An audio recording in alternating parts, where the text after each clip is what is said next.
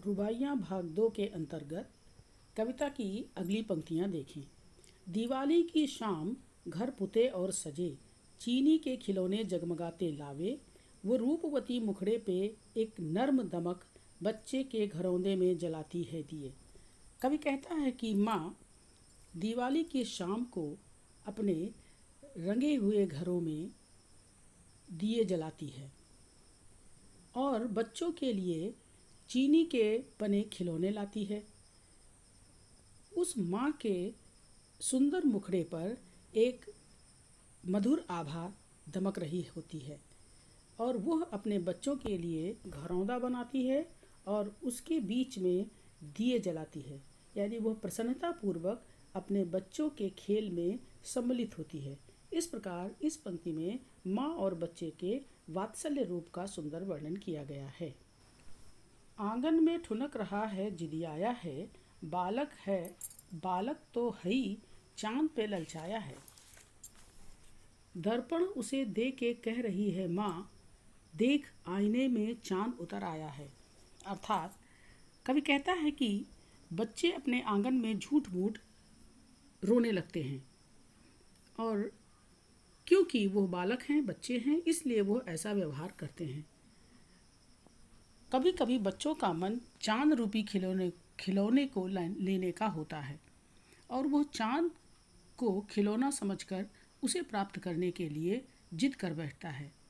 ऐसे में माँ हाथों में दर्पण देकर उसे बहलाती हुई कहती है कि देख बेटा, चांद इस दर्पण में आ गया है, दर्पण को हाथ में ले ले और यह चांद तेरा हो गया। यानी माँ किसी भी प्रकार से अपने बच्चे को प्रसन्न रखने का अथक प्रयास करती है। वो तरह तरह से प्रयास करके अपने बच्चे को खुश रखना चाहती है।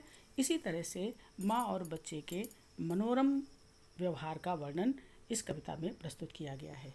इसकी अगली पंक्ति भाई बहन के प्यार को दर्शाती है, जो रक्षाबंधन को लेकर है। रक्षाबंधन की सुबह रस की पुतरी छाई है, घटा गगन में हल्की हल्की, बिजली की तरह चमक रहे हैं लच्छे, भाई के हैं बांधती चमकती राखी। अर्थात कवि कहते हैं, शायर कहता है कि आज रक्षाबंधन का दिन है, आकाश में काले काले बादलों की हल्की घटा छाई हुई है। नन्ही बालिका जो रस की पुतरी सी मधुर है, उमंग से भरपूर है। उसने अपने पाँवों में लच्छे पहन रखे हैं जो बिजली की तरह जगमगा रहे हैं, या यहाँ पर यह भी कह सकते हैं कि उसके हाथों में जो राखी है उसमें बिजली की सी चमक है। वो भाई के हाथों पर वो बिजली सी चमकती रेशम के धागों वाली राखी बांधती है और अत्यधिक प्रसन्नता व्यक्त करती है। पंक्तियों में बताया गया है कि राखी का त्यौहार भाई बहन के प्यार के बीच आई शिथिलता को कम करने वाला होता है।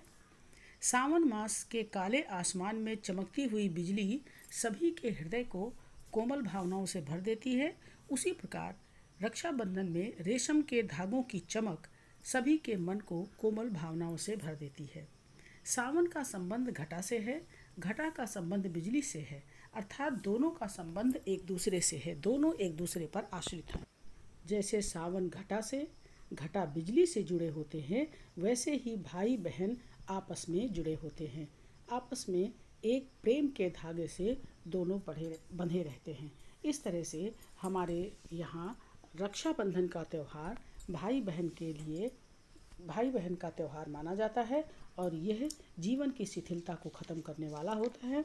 अतः रक्षाबंधन का त्यौहार बहुत पवित्र त्यौहार है। इसमें हर भाई अपने बहन के लिए उसके उज्जवल भविष्य की कामना करता है और बहन अपने भाई के हाथों पर रक्षा सूत्र बांधकर उसके सुख, स्वास्थ्य और संपत्ति की कामना करती है।